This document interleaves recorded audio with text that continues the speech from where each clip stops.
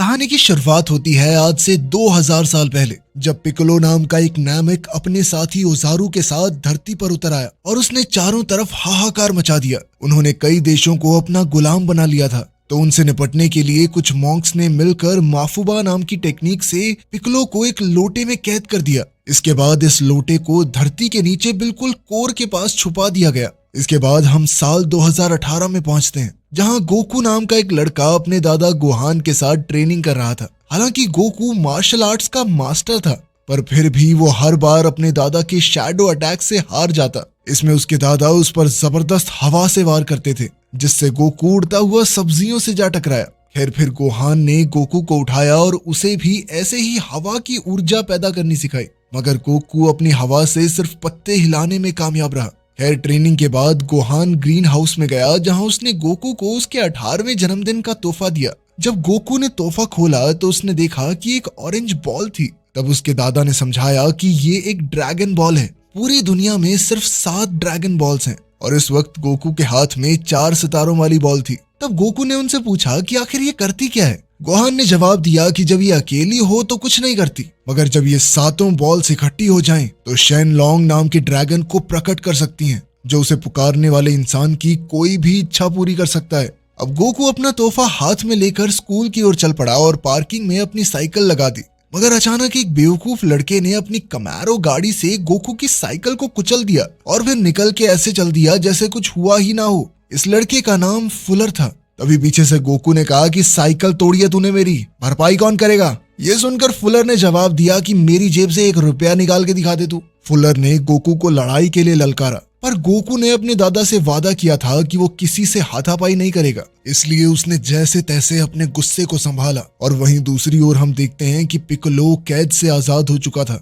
और अब वो ड्रैगन बॉल्स ढूंढने के मिशन पर निकल चुका था। इसके बाद हम एक गांव को देखते हैं, जहां उसने हमला करके सब कुछ तहस नहस कर दिया था। तब सेकी नाम की एक औरत अपनी बेटी को लेकर एक झोपड़ी के नीचे छुप गई। उसी समय पिकोलो की खास साथी माई ने वहां घूमते हुए सेकी की बेटी को देख लिया और माई ने उस बच्ची पर बंदूक तान दी। लेकिन उसी समय सेकी बाहर आ गई और उसने ड्रैगन बॉल माई के हवाले कर दी, क्योंकि वो किसी भी हाल में अपनी बच्ची की जान बचाना चाहती थी। मगर माई ने तो उसे भी नहीं बख्शा और बेरहमी से सेकी को मार डाला। उधर स्कूल में चीची अपने लॉकर से एक असाइनमेंट निकालने की कोशिश कर रही थी, मगर उसका लॉकर अटक गया था। तब गोकू ने सबके जाने का इंतजार किया और अपने दादा की सिखाई हवा वाली ऊर्जा से उसकी मदद करने की कोशिश की, मगर वो अब तक अपनी शक्तियों पर काबू करना नहीं सीखा था, इसलिए उसने गलती से सारे लॉकर खोल दिए। ये देखते ही गोकू तो वहां से भाग निकला, पर चीची उसके पीछे गई और उससे पूछा कि क्या तुमने ये सारे लॉकर्स खोले हैं। तब चीची ने खुलासा किया कि वो भी एक फाइटर है। खैर फिर उसने कहा कि आज रात उसके घर में एक पार्टी है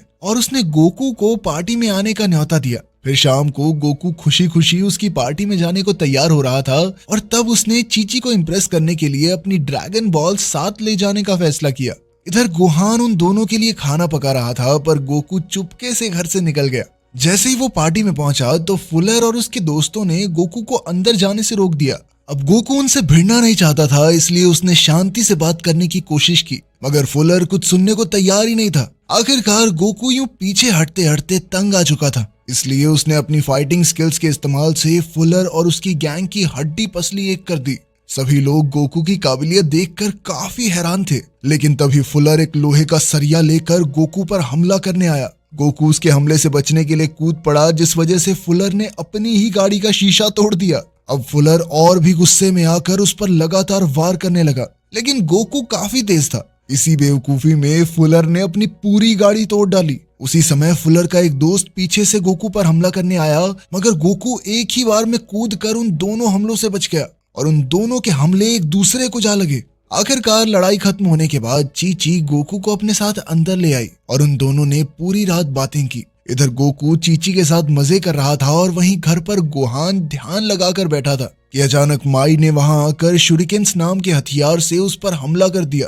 तभी अचानक पिकोलो भी वहां आ पहुंचा तो गोहान ने उस पर वार करने की कोशिश की, मगर पिकोलो ने अपनी रहस्यमयी शक्तियों की मदद से दूर से ही गोहान की हड्डियां चकनाचूर कर दी। जल्द ही पिकोलो को यह एहसास हो गया कि ड्रैगन बॉल यहाँ मौजूद नहीं है, इसलिए उसने कहा कि यहाँ और समय बर्बाद करने से कुछ नहीं होगा। कुछ ही देर में उसने बाहर आकर एक ही पल में पूरा घर मिट्टी में मिला दिया वहीं दूसरी ओर गोकू को एहसास हुआ कि कुछ तो गड़बड़ जरूर है, इसलिए वो तुरंत अपने घर की तरफ दौड़ा। लेकिन वहां जाकर उसे घर के मलबे के सिवा कुछ नहीं मिला। तभी अचानक उसे अपने दादा की आवाज सुनाई दी, तो उसने फटाफट उन्हें मलबे के नीचे से बाहर निकाला। गोकू ने घबराकर उनसे पूछा कि आखिर ये सब कैसे हुआ, तो गोहान ने बताया कि पिक्कोलो वापस लौट आया है। अब गोहान ने गोकू को मास्टर रोशी नाम के एक आदमी को ढूंढकर सारी की सारी ड्रैगन बॉल्स को हासिल करने का जिम्मा सौंपा। इतना कहते ही उन्होंने गोकू की बाहों में दम तोड़ दिया और तब गोकू ने अपने दादा के बताए मिशन को हर हाल में पूरा करने की कसम खाई। वो गोहान को दफनाने के बाद अपने पुराने घर पहुंचा, जहां उसे अपने दादा की पुरानी टर्टल स्कूल यूनिफॉर्म मिली। तभी अचानक उसे घर में किसी के चलने की आवाज सुनाई दी, तो वो इस इंसान को ढूंढने लगा। उसी समय वो एक लड़की से जा टकराया जो असल में यहाँ ड्रैगन बॉल्स ढूंढने आई थी। उसने अपने रडार पर देखा कि गोकू के पास ड्रैगन बॉल है, इसलिए उसने गोकू पर गोलियां चलानी शुरू कर दी। वो चिल्ला कर कह रही थी कि उसे अपने पिता की ड्रैगन बॉल वापस चाहिए। गोकू को कुछ समझ नहीं आया और उसने कहा कि ये ड्रैगन बॉल मुझे मेरे दादा ने दी है। जब गोकू ने उसे अपनी ड्रैगन बॉल दिखाई तो उस लड़की को कुछ समझ नहीं आया, क्योंकि इस बॉल पर सिर्फ 4 सितारे थे। तब उसने बताया कि उसके पिता की बॉल पर 5 स्टार्स थे और कल रात उसे किसी ने चुरा लिया। फिर गोकू ने उसे बताया कि पूरी दुनिया में 7 ड्रैगन बॉल्स हैं और हर एक बॉल पर 1 से लेकर 7 स्टार्स में से कुछ न कुछ बना हुआ है। अब गोकू ने देखा कि इस लड़की के पास कुछ खास शक्तियां और आधुनिक टेक्नोलॉजीज थी, इसलिए उसने मास्टर रोशी को ढूंढने में उसकी मदद मांगी। गोकू ने कहा कि अगर वो उसकी मदद करेगी तो वो बाकी बॉल्स ढूंढने में उसकी मदद करेगा। पहले तो लड़की ने इससे इनकार कर दिया, पर फिर उसे एहसास हुआ कि गोकू उसके काम आ सकता है, इसलिए उसने गोकू से हाथ मिला लिया और कहा कि उसका नाम बल्मा है। खैर फिर वो दोनों बाइक पर डाउनटाउन पहुंचे, जहां उन्होंने इंटरनेट के जरिए मास्टर रोशी का पता ढूंढने की कोशिश की। कुछ देर बाद बल्मा ने कहा कि अब तक उसे कोई सुराग नहीं मिला, पर तभी अचानक उसके रेडार से एक आवाज आई, जिसका मतलब ये था कि उनके आसपास एक ड्रैगन बॉल मौजूद है। अब वो दोनों उसके पीछे भागते हुए एक सुनसान घर में पहुंचे, तो बल्मा ने घर का दरवाजा तोड़कर अंदर ड्रैगन बॉल ढूंढने का फैसला किया। अब गोकू भी उसके साथ अंदर चला गया, पर वहां घूमते हुए अचानक वो एक शेल्फ से जा टकराया, जिससे कुछ पत्थर गिर पड़े। मगर उनके फर्श पर गिरने से पहले ही गोकू ने अपनी सुपर स्पीड से पत्थरों को इकट्ठा कर लिया। मगर बदकिस्मती से एक पत्थर छूट गया जो एक गमले से जा टकराया। उसकी आवाज से घर का मालिक जाग उठा। जब उसने घर में गोकू को देखा तो वो सीधा दूसरी मंजिल से गोकू के ऊपर कूद पड़ा और उसे ऐसा घूसा मारा कि वो दीवार से जा टकराया। उस आदमी ने कहा कि बिना पूछे किसी के घर में घुसने का नतीजा क्या होता है मैं तुम्हें बताता हूँ। अब उसने गोकू को बुरी तरह पीटा। आखिरकार गोकू ने अपनी स्पेशल टेक्निक से उस आदमी पर हमला करने का फैसला किया, मगर ऐन वक्त पर वो आदमी नीचे झुक गया और गोकू के वार से बल्मा दूर जा गिरी। लेकिन उसी समय इस आदमी ने इस टेक्निक को पहचान लिया और उसने गोकू से पूछा कि उसके दादाजी कैसे हैं। तब ये खुलासा होता है कि ये आदमी ही मास्टर रोशी है। वो गोकू के दादा के साथ बिताए पुराने समय को याद करने लगा, पर तब गोकू ने उन्हें बताया कि उसके दादा की मौत हो चुकी है और पिक्कोलो कैद से आजाद हो गया है। ये खबर सुनकर मास्टर रोशी को मानो सांप सूंघ गया और वो तुरंत अपनी ड्रैगन बॉल ढूंढने लगा। जल्द ही गोकू को एक टेबल के नीचे ड्रैगन बॉल मिल गई। अब इस बॉल को हाथ में लेकर रोशी ने कहा कि उन्हें ग्रहण से पहले हर हालत में सारी बॉल्स ढूंढनी होंगी। फिर उसने बताया कि पिक्कोलो की हार गोकू के हाथों ही लिखी है, इसलिए उसे ये मिशन पूरा करना होगा। इसके बाद मास्टर रोशी ने कहा कि उन सबको स्टोन टेम्पल जाना होगा, जहां गोकू ट्रेनिंग करके अपनी शक्तियों को और ताकतवर बनाएगा। आखिरकार वो सब मंदिर की ओर निकल पड़े और रेगिस्तान के काफी लंबे सफर के बाद वो मंदिर में पहुंचे। वहां गोकू ने देखा कि चीची एक खिलाड़ी के साथ ट्रेनिंग कर रही थी। उसे देखते ही गोकू उससे मिलने पहुंचा तो चीची ने कहा कि तुम्हारे दादा की मौत की खबर सुनकर बहुत बुरा लगा मुझे, तुम ठीक तो हो ना? अब चीची ने उसे कुछ दिन बाद होने वाले टूर्नामेंट के लिए यहीं रुकने को कहा।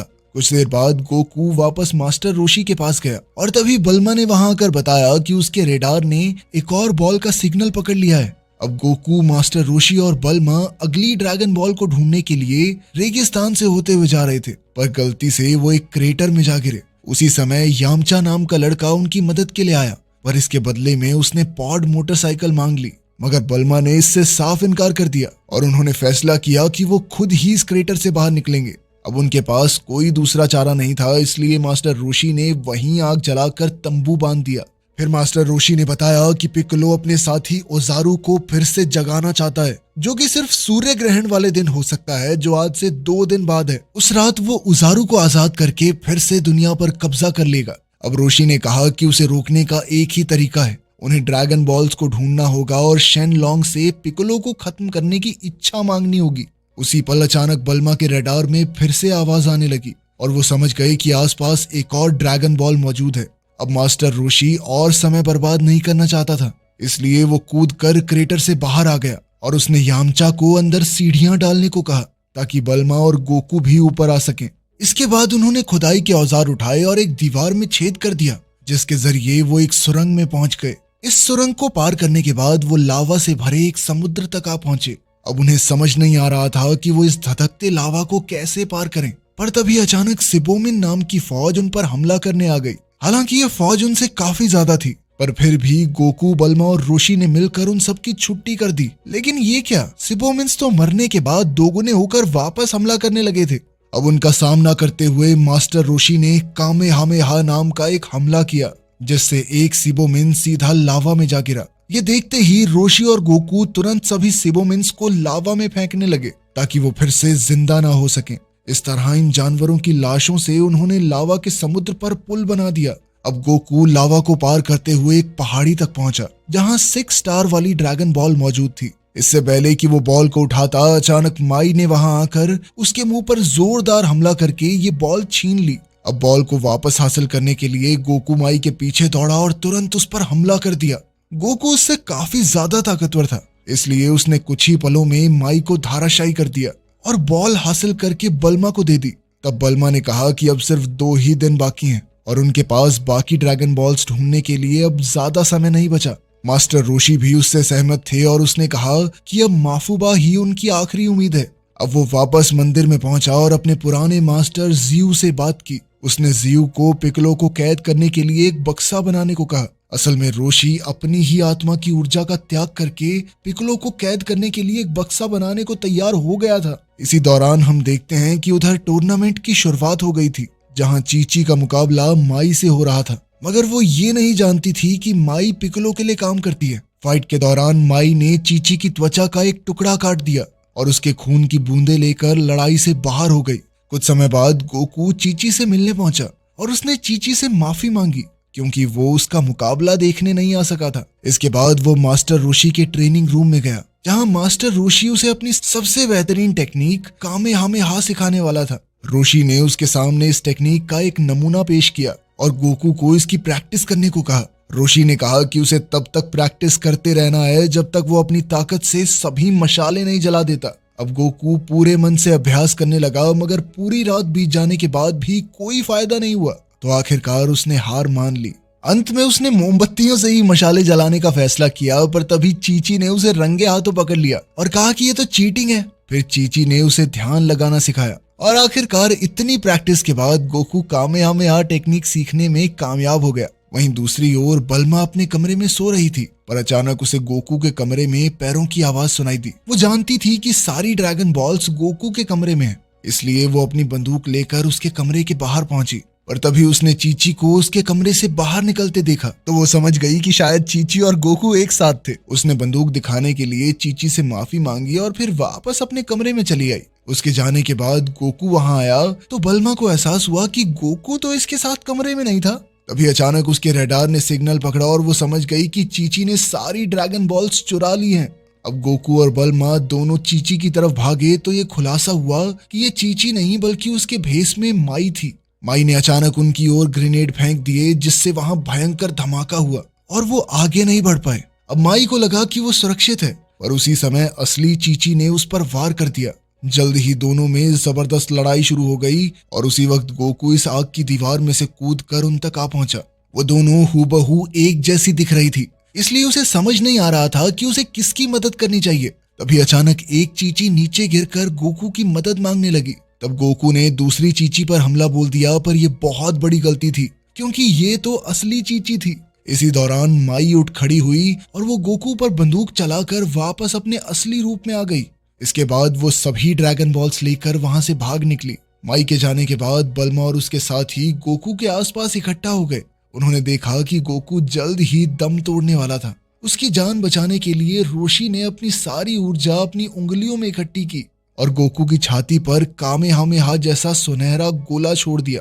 ऐसा करते ही गोकू की आत्मा की शक्ति 100 गुना बढ़ गई और वो उसी पल जाग उठा। जल्द ही बल्मा ने रेडार में देखा कि सारी ड्रैगन बॉल्स इकट्ठी हो गई थी। तो रोशी ने कहा कि जल्द ही ड्रैगन टेम्पल में शेनलॉन्ग पिकोलो के सामने प्रकट हो जाएगा। अब वो फटाफट गाड़ी की ओर दौड़े, पर तभी मास्टर जियो ने गोकू को रोशी की ऊर्जा से बना हुआ बक्सा दिया। इस बक्से को हाथ में लेकर वो सब तेजी से ड्रैगन टेम्पल की ओर निकल पड़े। वहां हम देखते हैं कि पिकोलो ने 7 ड्रैगन बॉल्स एक साथ रख दी थी और ऐसा करते ही उनकी शक्तियां जागृत हो गई।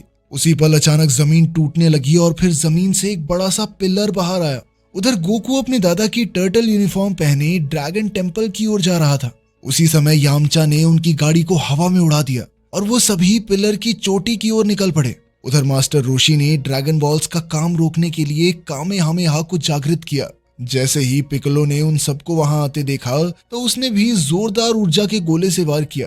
वो सीधा कामेहामेहा से जा टकराया, जिससे वहां इतना जबरदस्त धमाका हुआ कि सारी ड्रैगन बॉल्स मूर्ति से नीचे गिर गई। इसके अलावा गोकू और उसके साथियों की गाड़ी का बैलेंस भी बिगड़ गया और वो सब सीधे नीचे जा गिरे। अब पिकोलो उन पर वार करने के लिए सामने आया तो उसी समय मास्टर रोशी को माफुबा बक्सा दिखाई दिया। अब रोशी ने इसी की मदद से पिकोलो को कैद करने का फैसला कर लिया था। वहीं गोकू और पिकोलो का आमना सामना हुआ तो गोकू ने कहा कि मैं ही तुझे खत्म करूंगा, पर तब पिकोलो ने खुलासा किया कि गोकू असल में उजारू का ही वंशज है और जैसे ही चंद्र ग्रहण लगेगा तो वो उजारू में बदल जाएगा और अपने ही हाथों से अपने सभी साथियों की जान लेगा। उसी पल चांद ने सूरज को ढक लिया और गोकू का शरीर दर्दनाक तरीके से मॉन्स्टर का रूप लेने लगा। मॉन्स्टर बनने के बाद वो बल्मा और यामचा के पीछे पड़ गया। इसी मौके का फायदा उठाकर रोशी ने मुफाबा का बक्सा उठाया और पिकोलो को कैद करने का मंत्र जाप करने लगा। लेकिन उसी समय पिकोलो ने उस पर जोरदार वार कर दिया, जिससे वो जमीन पे जा गिरा।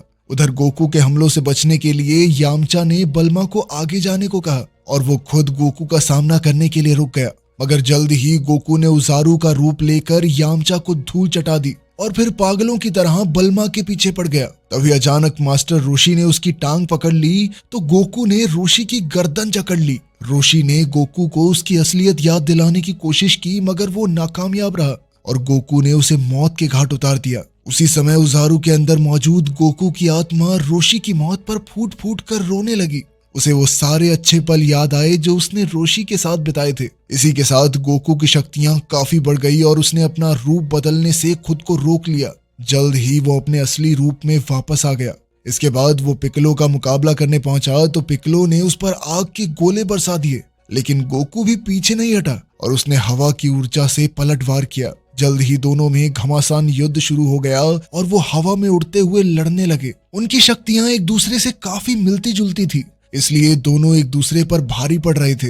इधर माई ने पीछे से बल्मा के सर पर गोली चला दी, जिससे वो सुरंग में जा गिरी। जैसे तैसे बल्मा उठ खड़ी हुई और माई पर बंदूक से पलटवार करने लगी। आखिरकार उसकी गोलियां खत्म हो गई तो बल्मा ने हथियार डाल दिए और कहा कि वो सारी ड्रैगन बॉल्स माई के हवाले कर देगी। लेकिन अचानक उसने अपना सुपर पॉड खोल दिया, जिसने एक बाइक का रूप ले लिया। माई झुककर उससे टकराने से बची और एक बार फिर बल्मा पर हमला करने आई, पर तभी यामचा ने पीछे से आकर माई का काम तमाम कर दिया।